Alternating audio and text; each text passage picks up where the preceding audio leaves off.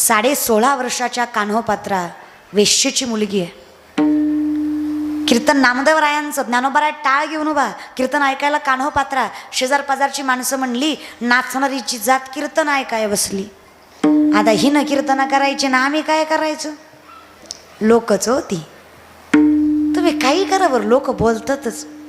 आता एवढा सुंदर जरी संकीर्तन सोहळा गेली 24 वर्ष बोरडे दादा करत असतील तरी अख्खं गाव चांगलं म्हणीन असं 2-4 तरी खौट बोलणारच.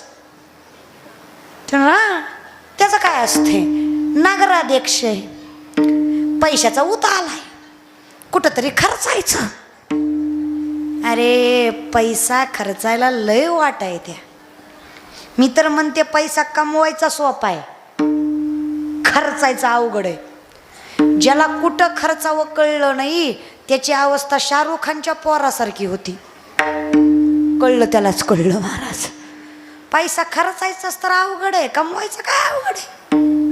माणसाचं कर्म सत्य असला की पैसा आल्याशिवाय राहत, तो खर्चायचा अवघड आहे. माणसं म्हणतात पैसा माणसाला बदलतो, लक्ष्मी कुणाला बदलत नाही. लक्ष्मी माणसाचा खरा चेहरा समाजाला दाखवल्याशिवाय राहत नाही, तो तसाच असतो. लक्ष्मी येऊनही जर तो माणूस परमार्थ करतोय तर अर्थात त्याचे संस्कार प्रबळ. देवाला विसरत नाही म्हणजे प्रारब्ध चांगलं.